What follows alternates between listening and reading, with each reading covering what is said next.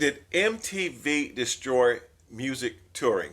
Sounds ridiculous, doesn't it? After all, MTV helped create some of the biggest stars in music history. You know, Michael Jackson, Madonna, Prince, Bon Jovi, Def Leppard.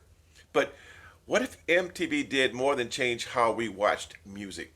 What if MTV fundamentally changed how artists built their careers?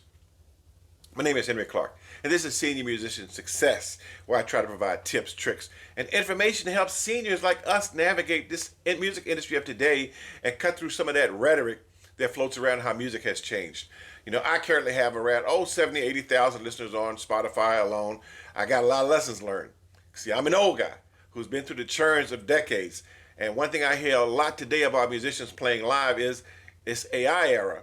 But as usual, more to the story, and if you've been around long as I have, you can relate. So let's get into it.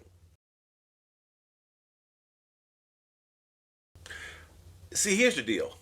Before MTV, musicians built audiences from the stage.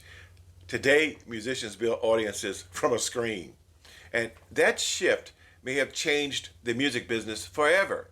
In fact, if you're watching this video on YouTube, you're participating in the exact model MTV helped create over 40 years ago. Before MTV, the road was everything. Long before MTV existed, there was only one proven way to build a music career. You toured. Want fans? Tour. Want radio stations to notice? Tour. Want records to sell? Tour.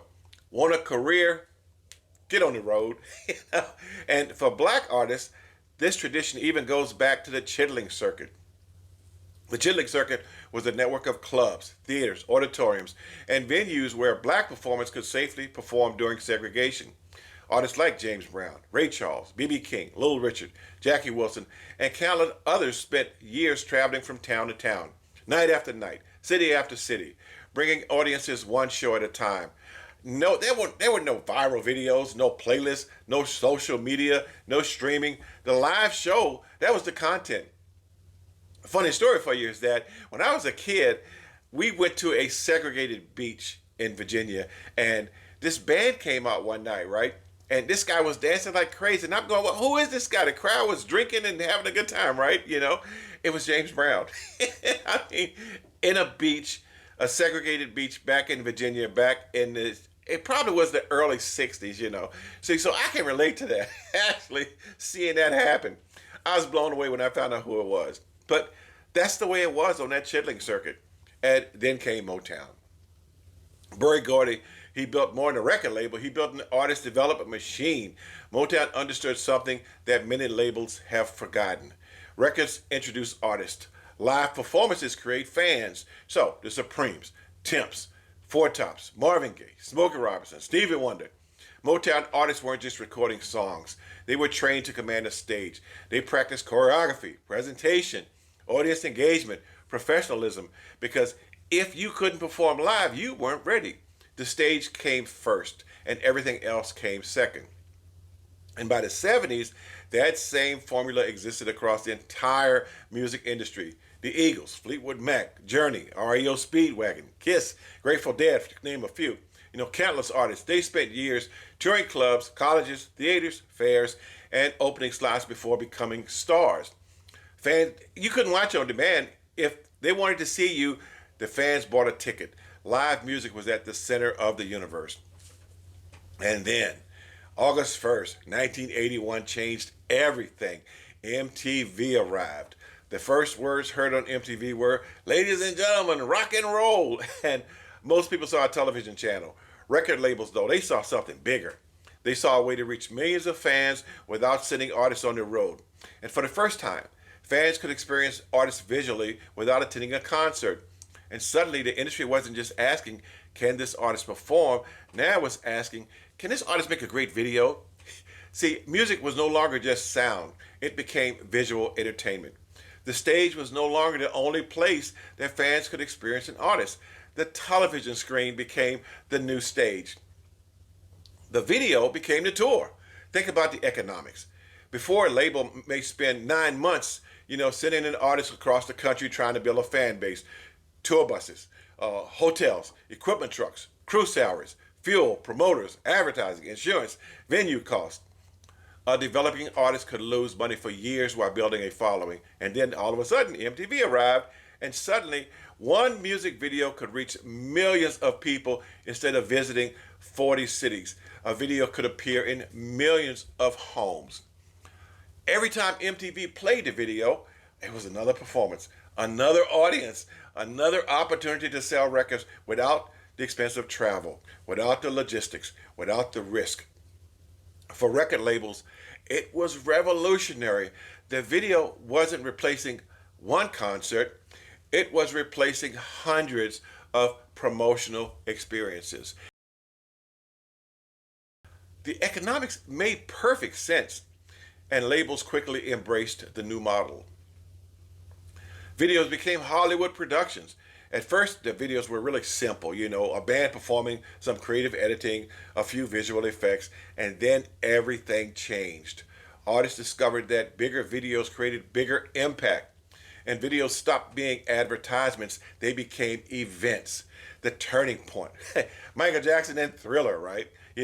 Reported it costing around $900,000 in 1983. It was one of the most expensive videos ever made, and it worked. The video became almost as famous as the song.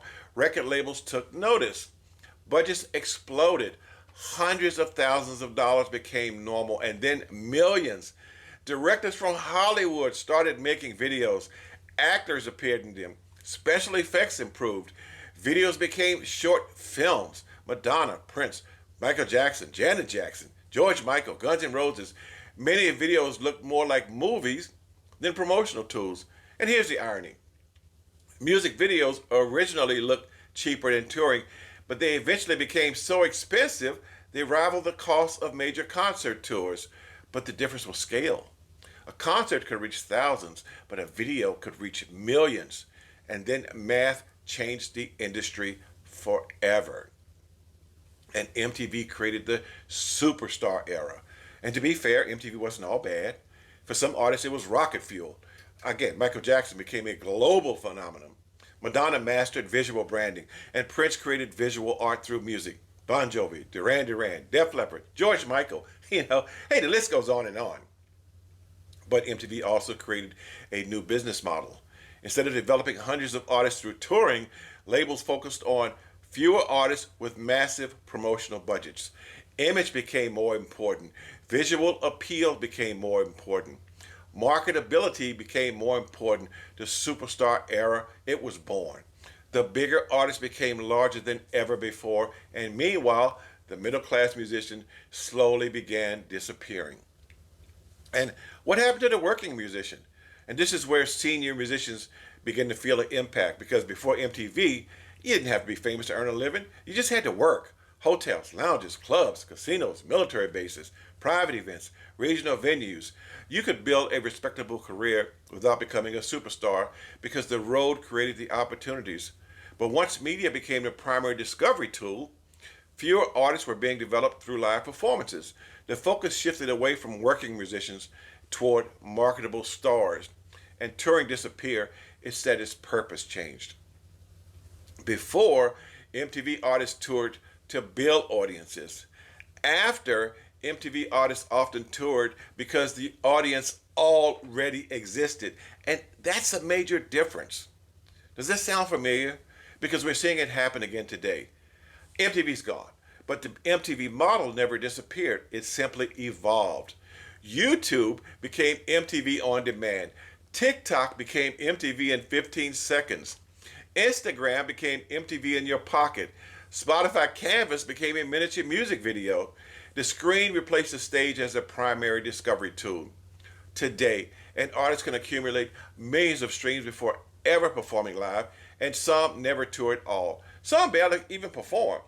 The audience discovers them online first, exactly as MTV taught them. And I have a video that talks about that. I talk about how some of these artists got millions of streams in countries that they will never, ever go to, never, ever see. So see, it works.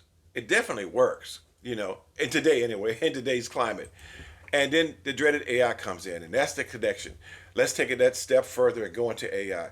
Today, We're seeing AI artists attract millions of streams. They're virtual. They're digital personalities. Artists may never perform a concert, and many listeners, they don't seem to care. Why? Because for over 40 years, the music industry has been teaching audiences to experience music through screens rather than through stages. MTV started the process, streaming accelerated it, and AI it just may complete it. Once music became disconnected from physical performance, the performer became less important than the content. That's the logical conclusion of the MTV model. Now, here's my personal perspective for what it's worth, because I'm a senior musician and I have mixed feelings about all of this.